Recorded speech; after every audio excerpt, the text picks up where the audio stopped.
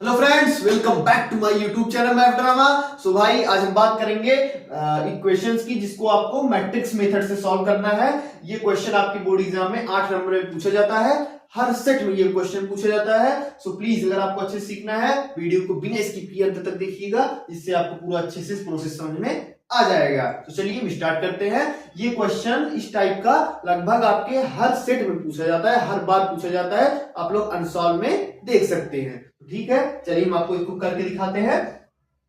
आपको given that करके ये लिख लेना है कि हमको दिया गया है, ये इक्वेशंस पर लिख लेना है। उसके बाद से हम आपको बताते हैं कि आपको करना क्या है। ये आपको दिया, यही से हम सोल्यूशन कर देते हैं।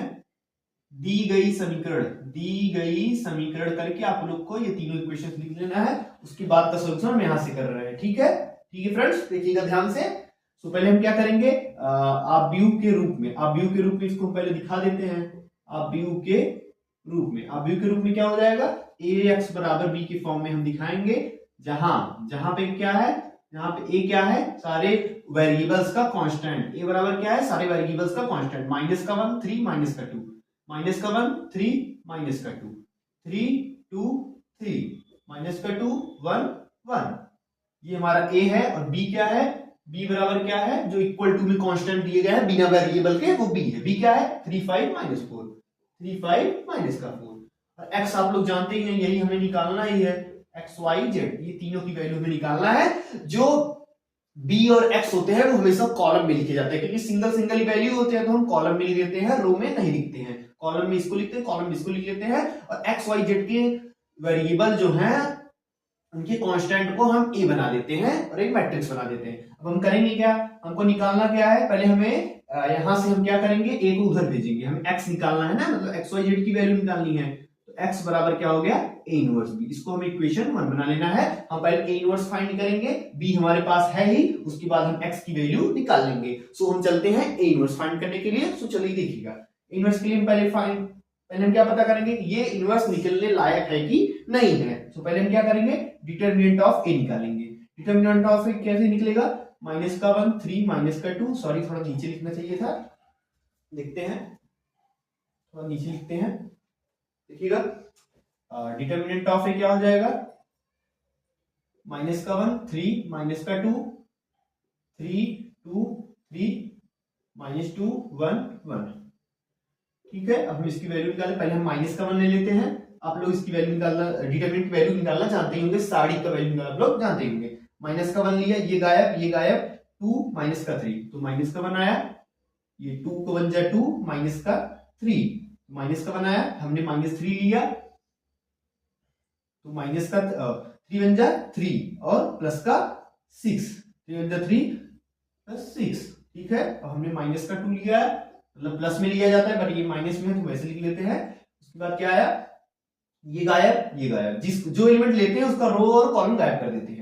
इस रो में, इस कॉलम में गायब कर दिया। 1 3 जा 3 और माइनस 4, माइनस प्लस 3 4 7 आ गया। सो फाइनली क्या आया, प्लस का 1, माइनस का 27 और माइनस का 14। तो 27 और 14 कितना होता है, 41 होता है। 41, माइनस का 41 और प्लस का 1, माइनस का 40 आया। डज नॉट इक्वल टू 0, इसलिए a व्युत्क्रमणीय आव्यूह है। a व्युत्क्रमणीय आव्यूह है, मतलब a इनवर्स संभव है। तो हम क्या करेंगे, एडजॉइंट वाला फॉर्मूला लगा के हम इनवर्स फाइंड करेंगे। इंग्लिश में लिख सकते हैं a is invertible matrix, so a inverse is possible. So हम क्या करेंगे, आव्यूह a के सखंडज आव्यूह बनाएंगे, वही हमारा एडजॉइंट a होता है। पहले हम सारे सखंडज निकाल लेते हैं, उसके बाद उस सखंडों से बने आव्यूह के परिवर्त को एडजॉइंट a कहते हैं। ठीक है फ्रेंड्स, देखिएगा, आव्यूह a के सखंड, सभी सखंड हम निकाल लेते हैं। थोड़ा फास्ट करते हैं, इसी वीडियो ज्यादा लंबा ना हो। तो आव्यूह a के सखंड हम कैसे निकालेंगे, पहले हम a1 इसको ऐसे दर्शाते हैं। तो a मैट्रिक्स है, हम a आव्यूह है, तो हम उसी से लेके चलते हैं। a1 हम निकालते हैं। हम क्या करेंगे, यही वाला करके गायब करके देखते हैं। फर्स्ट रो फर्स्ट कॉलम को गायब करना है। फर्स्ट रो फर्स्ट कॉलम गायब किया तो क्या आया, वैल्यू निकाल के डायरेक्ट लिखेंगे। तो 2 माइनस का 3, माइनस का 1 आएगा। 1 प्लस 1 इवन आ रहा है, सम आ रहा है, तो हम साइन चेंज नहीं करेंगे। a12 क्या आया, first row second column. 3 one जा 3 और माइनस 2 3 जा 3 माइनस प्लस का 6, 3 दूने 6, 6 3 9 आएगा। तो 1 प्लस 2 क्या आएगा, विषम आ रहा है तो हम साइन चेंज कर देंगे। ठीक है फ्रेंड्स, और a13 क्या आएगा, a13 क्या आएगा, a13 क्या आएगा, first row third column, first row third column. 3 one जा 3, 3 प्लस का 4 क्या आएगा, 7 आएगा। 1 प्लस 3 सम संख्या है, इवन संख्या है, तो हम लिख देंगे वैसे ही। ठीक है फ्रेंड्स, देखिएगा। तो अब हम a21 निकालते हैं। a21 कैसे निकलेगा, second row first column, second row first column. 3 plus 2 5 आएगा, और 2 प्लस 1 क्या है, एक इवन है, ऑड है, मतलब विषम है, तो साइन चेंज कर देंगे। a22 कैसे निकालेंगे, second row second column, second row second column, second row second column. Minus का 1 और माइनस का 4, माइनस का 1 माइनस का 4 क्या आएगा, माइनस का 5 आएगा। तो माइनस का 5 लिख देंगे, कैसे आएगा, देखिएगा, second row second column, minus का 1 और ये माइनस में प्लस हो जाएगा, माइनस पहले से करता है, माइनस 1 माइनस का 4, माइनस का 5 आएगा। और 2 प्लस 2 एक सम संख्या है, सो हमारा साइन चेंज नहीं होगा। ठीक है, देखते हैं। और a23 निकालते हैं। a23 कैसे निकलेगा, second row third column, second row गायब कर दिया, थर्ड कॉलम गायब कर दिया, तो 1 1 जब माइनस का 1 और तो 3 2 जब माइनस का 6 है, और प्लस एक माइनस लगाते ही है, प्लस का 6 आया, तो 6 में से बन गया 5। और 2 प्लस 3 एक विषम संख्या है, ऑड संख्या है, 2 प्लस 3, तो साइन हम चेंज कर देंगे, माइनस का 5 आ गया फ्रेंड। ठीक है, अब हम देखिएगा क्या निकालेंगे, a31 निकालेंगे। a31 कैसे निकालेंगे, third row first column, third row first column. तो 3 3 9 और प्लस का 4, 9 प्लस 4 11, 11 आ गया। और 3 प्लस 1 एक इवन संख्या है, इवन मतलब सम संख्या है, तो 3 प्लस 1 4 आएगा, 4 एक सम संख्या है, तो हम साइन चेंज नहीं करेंगे। ठीक है, a32 कैसे आएगा, third row second column, third row second column. 3 one जा माइनस का 3 और माइनस का 4, माइनस का 3 माइनस का 4, माइनस का 3 माइनस का 4, नहीं नहीं नहीं, देखिएगा फिर से, third row second column, minus का 3, third row second column, minus का 3 प्लस का 6, 6 में से 3 गया, 3 आएगा। 3 प्लस 2 5 आया, एक ऑड संख्या है, मतलब एक विषम संख्या है, तो हम साइन चेंज नहीं करेंगे। a33 कैसे आएगा, third row third column, third row third column, minus का 2 और माइनस का 9, माइनस का 11 आएगा, माइनस का 11 आएगा। ठीक है, और 3 प्लस 3 एक सम संख्या है, सो हम साइन चेंज नहीं करेंगे। ठीक है भाई, चलिए हम एडजॉइंट डी बनाते हैं। हमने आपके साथ कुछ निकाल दिया है, तो आप लोग इसको याद रखेंगे, x बराबर क्या है, सम इक्वेशन 1 क्या है, तो और माइनस का 40 ये आया है, आप लोग इसको भी याद रखेंगे।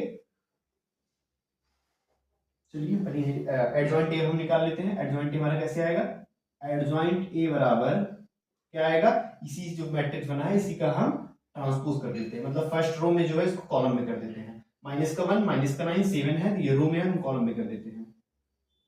माइनस का 1 माइनस का 9 7 और माइनस का 5 माइनस का 5 माइनस का 5 माइनस का 5 माइनस का 5, माइनस का 5 तीनों में है।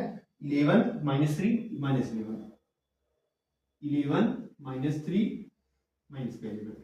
ठीक है फ्रेंड्स, ये हमारा आ चुका है एडजॉइंट ए। अब हम a31 जो होगा ये थोड़ा सा गलत हो गया है, third row first column, third row first column. 3 3 जा 9, 3 3 जा 9 और प्लस का 4, 13 आएगा, 9 4 13 होता है, और 3 प्लस 1 इवन है, तो 13 यहाँ पे होगा, तो क्या हो गया, यहाँ पे 13 हो जाएगा। ठीक है, अब हम a इनवर्स चलते फाइंड करते हैं। ठीक है, देखिएगा, माइनस का 14 हमारा मॉड ए था, मतलब डिटरमिनेंट ऑफ ए, साड़ी के जो हमारा माइनस का 40 था, तो चलते हैं हम इनवर्स फाइंड करते हैं। इनवर्स बराबर क्या होता है, एडजॉइंट ए अपॉन ये होता है डिटरमिनेंट ऑफ ए, तो माइनस का 1 अपॉन 14, यही फिर से उतार देते हैं, माइनस का 9 7 माइनस का 5 माइनस का 5 माइनस का 5 13 माइनस का 3 माइनस का 11। ठीक है, ये हमारा हो चुका है, हम इसको भी मिटा देते हैं। ए इनवर्स हमने निकाल लिया है।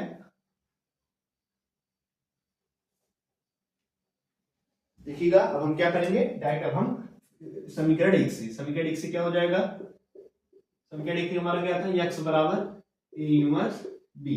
ए इनवर्स हमको रखना है, minus 1 upon 40 minus 1 minus 9 7 minus का 5 माइनस का 5 माइनस का 5 13 माइनस का 3 माइनस का 11।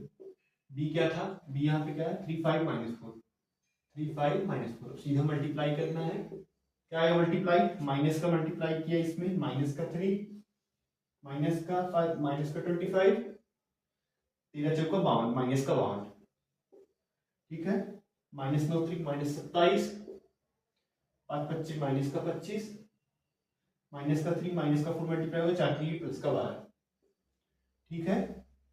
और 7 3 21, 5 25 माइनस का 25, 11 6 44 प्लस का 44, क्या आएगा x बराबर XYZ, देखिएगा यहां से क्या आया माइनस का 1/14, यहाँ पे लिख लेते हैं माइनस का 1/14, ठीक है, जिससे हमको अलग ना लगे।